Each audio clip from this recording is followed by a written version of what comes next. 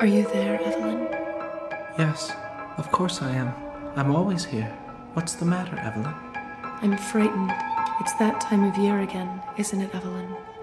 Yes, it is that time of year again, Evelyn. Tell me once more how it all happened, Evelyn. Hush now. We don't talk about that, because it makes us sad, Evelyn. I won't be sad this time, I promise. Please, tell me again about the tragic events of September, Evelyn. The year is 1985. St. Elmo's fire is at the top of the charts. The wreckage of the Titanic has just been discovered at the bottom of the Atlantic Ocean, and on a small farm on the Kansas-Colorado border, a young mother is about to give birth. The local doctor has predicted twins, which gladdens the hearts of the woman and her husband, who could certainly use the extra help around the farm. But the birth does not go well. The terrified father drives his screaming, hemorrhaging wife to the local clinic, a poorly funded facility housed in a converted Airstream trailer. The presiding physician is Dr. Charlie Von Kook, a local denture maker of dubious training with eccentric religious beliefs. Help me get her inside. The labor is long and painful, and Louisa Neville, a Mennonite girl who had given up a promising career as a legal assistant to join her first and only love on the rundown farm that was his only inheritance. May her soul rest forever in peace, is pronounced dead by the doctor She has died. at 11:23 a.m. on the 11th day of September, precisely 12 minutes after the birth of her twin daughters. The girls are parapagus, tripus, dibrachius twins, conjoined at the side and sharing between them 3 legs, 2 arms, 2 hearts, 3 lungs, and a single liver. Without hesitating, Dr. Von Kook places the infants on the operating table. Muttering biblical quotations of doubtful accuracy, And the Lord the doctor leaves the trailer and returns with a gas-powered chainsaw. The noise is deafening in the small space as he starts the engine and prepares for the grisly operation. Dear Father, guide my hand. At this very moment, Sheriff Wilbur Owens, having noticed the Neville's car parked outside the clinic, steps inside to see if he could be of assistance. What's going on in here? Seeing the crazed doctor hovering above the newborns, the teeth of the chainsaw about to connect with their innocent flesh, the valiant sheriff draws his pistol and fires. As the bullet pierces his heart, Dr. Von Kook emits a cry and stumbles backwards. Samuel Neville, a timid, nervous man who wanted nothing more than a quiet country life with many children, is still in a state of shock over the death of his young wife and the alarming physiology of his daughters when he is struck in the neck by the chainsaw blade, killing him instantly. Distraught, the good sheriff takes the crying infants to his car. Betty, you are not going to believe me this time. He radios back to the station where it is arranged for the twins to be admitted to the Bethany Center for Developmentally Disabled Youth in Topeka. Sheriff Owens decides to deliver the twins to the Bethany Center personally. Less than an hour into the drive, an oncoming truck swerves, crosses the median, and strikes the sheriff's car. The sheriff is thrown into the windshield, knocking him unconscious. He will die 30 minutes later from loss of blood. Meanwhile, the world has become a sea of feathers as the truck's cargo of live chickens, many among them now seriously injured or dead, spill into the road. A small, awkward man limps out of the truck's cab and cautiously approaches the sheriff's vehicle. The man's eyes focus on the twin girls, calmly looking up at him from the back seat. Ignoring the dying sheriff, the truck driver lifts the infants into his arm and sets them in the cab of the damaged vehicle. He unhitches the trailer and climbs into the cab, abandoning the defenseless chickens to their grim fate on Interstate 70. A smile forms on his lips as he puts the truck into gear and continues down the highway.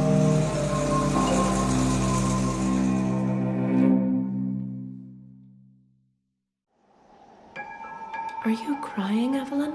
No. Well, yes. I was just thinking about Sandy and about Bimba and Kimba. I miss them, Evelyn. I know. I miss them too. Especially this time of year, Evelyn. The year is 1991. Terminator 2 is the highest-grossing film at the box office.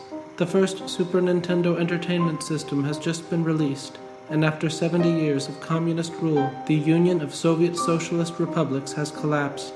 And on a chicken ranch just outside of Claxton, Georgia, twin sisters are waiting for their supper.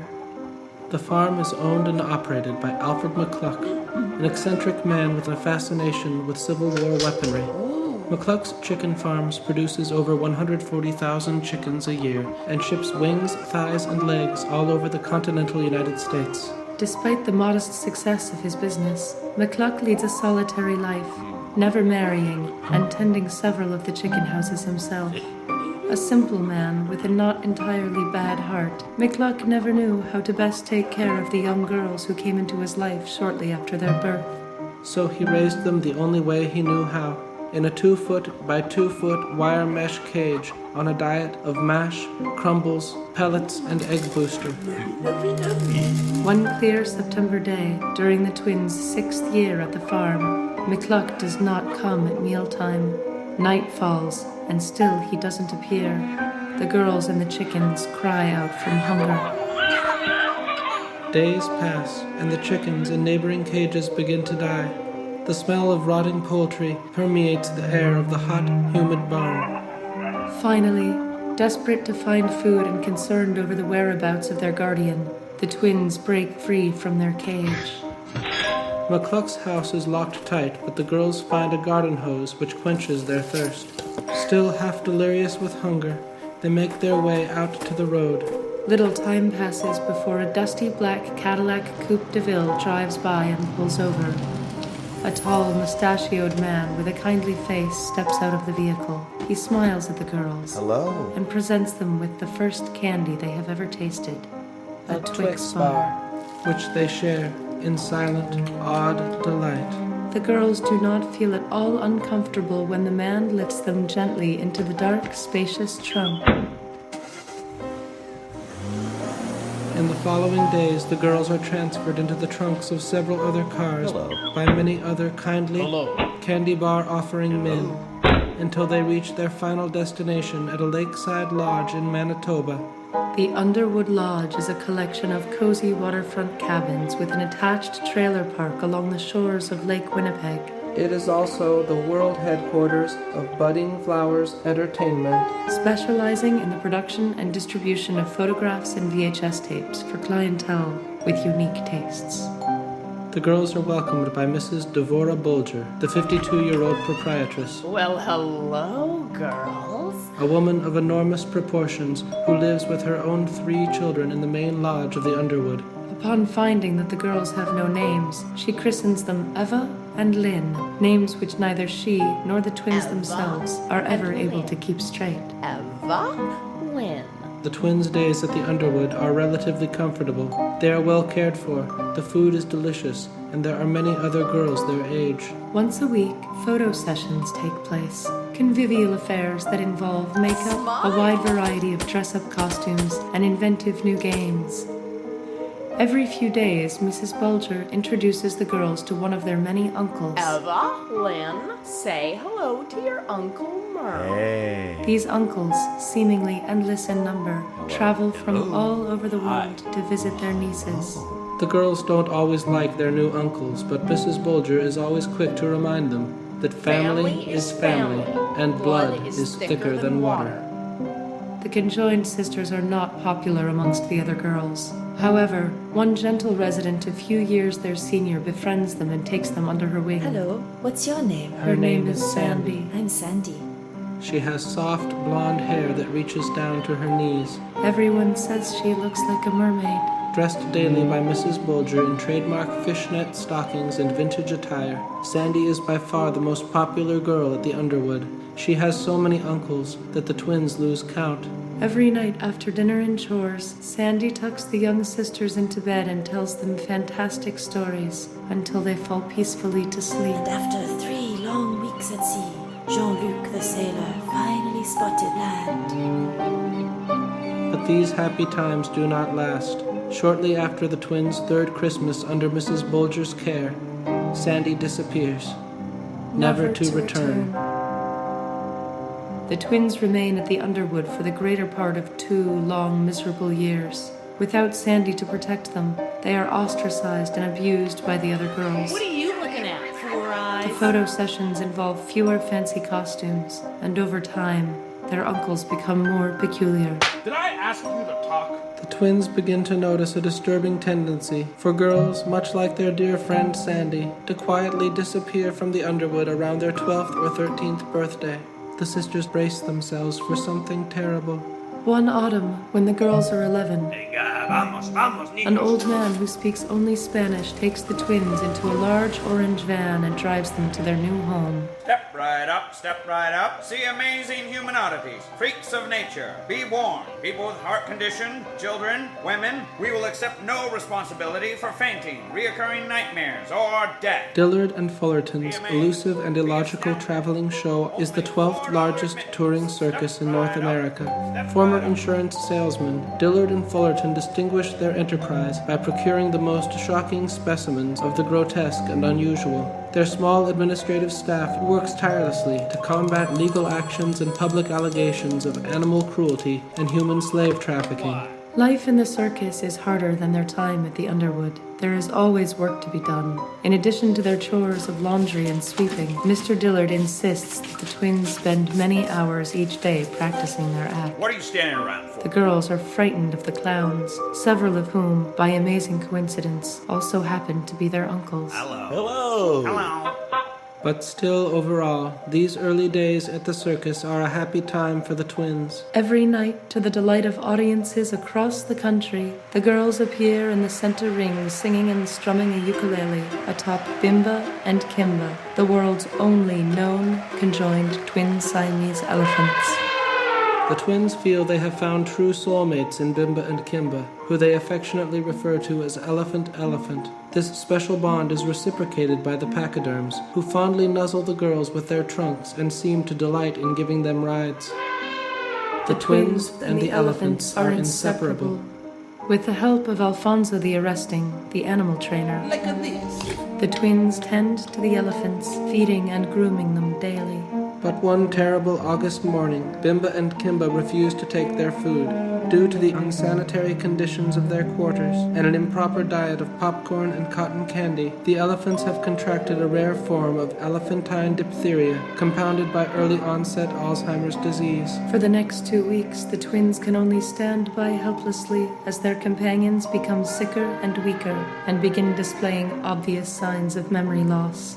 The last few days are almost unbearable, with Bimba and Kimba's confused, sad eyes looking up at the girls with great anguish, but no hint of recognition. And on one grim September day, the sister's 16th birthday, Elephant dies. The funeral is held the same day, a grisly affair at an industrial trash compactor behind a Home Depot in Fort Dodge, Iowa. The twins are devastated. Without Bimba and Kimba, life is but a terrible and meaningless void. They resign themselves to living out the rest of their hollow existence in solemn mourning. The emotionally exhausted sisters fall from favor within the circus. No longer willing to sing and play their ukulele, the girls are dressed in a pink tutu and forced to balance on a giant red ball, an impossible task for the conjoined sisters. Get on that damn ball! The audience roars with laughter each time they awkwardly fall. Their discomfort is increased by a pair of radical groups who have taken an interest in the twins. Every night in most major cities, protesters assemble, noisily waving signs and chanting slogans in front of the box office. The first faction claims to represent an organization called FASN, the Foundation for Always Separating Siamese Twins Everywhere Now. Citing the Bible, FASN members vehemently believe that it is the will of the Lord that all conjoined twins be separated and allowed to live individual lives. Wielding symbolic surgical saws and blunt carving knives, FASN members chide the ticket buyers for supporting an abomination of God. The second group operates under the acronym SPLIT, the Society for the Preservation of Linked Identical Twins. A reactionary organization working to discredit the claims of FASN, Split believes that conjoined twins will play a critical role in the second coming of Christ. The twins are terrified by both groups. The knives and saws make them very nervous, and split members make threats to kidnap the girls and take them to where they will be kept safe in a place of darkness until the rapture. One day before a Sunday matinee in Sacramento, a chaotic brawl erupts between the two factions, and one fastened member gets alarmingly close to the twins with a hacksaw. It's the will of the Lord. Stricken with fear, the sisters decide that they are no longer safe at the circus. That night, they make a resolution to leave the Dillard and Fullerton traveling show. Forever.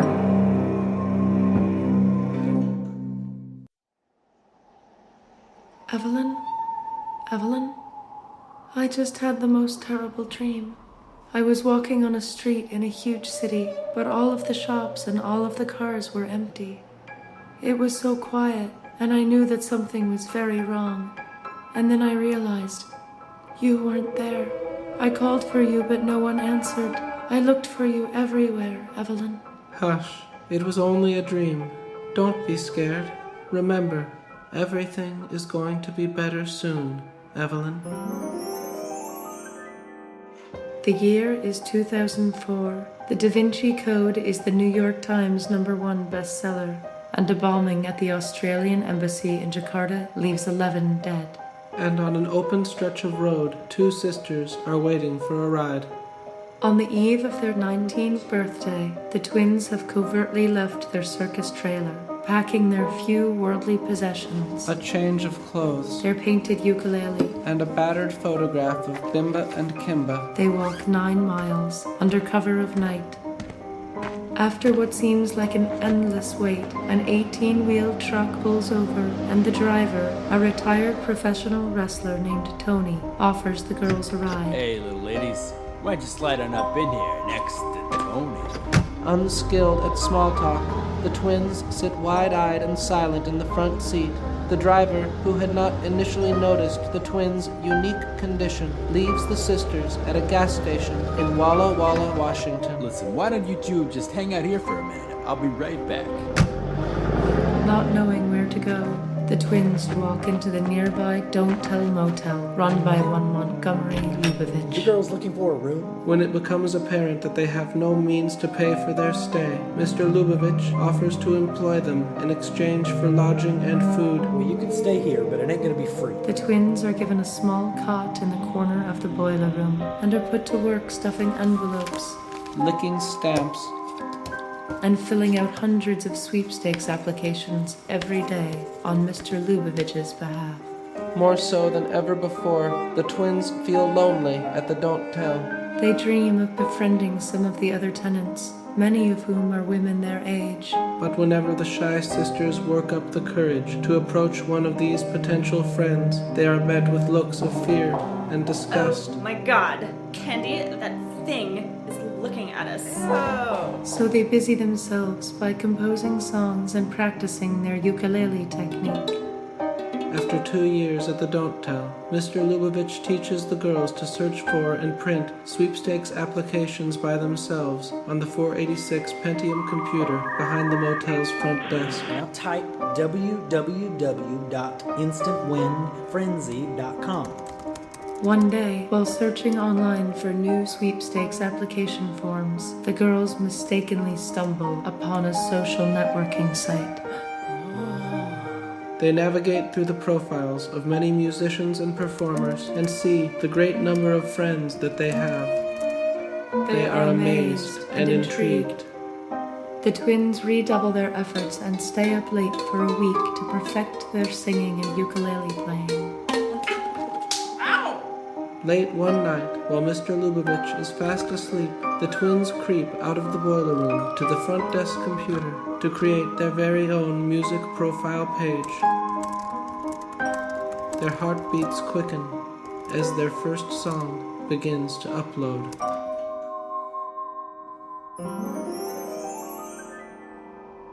Just think of all of the friends we're going to have, Evelyn. Thousands and thousands of friends, Evelyn. I'm so excited, Evelyn. Good night, Evelyn. Good night, Evelyn.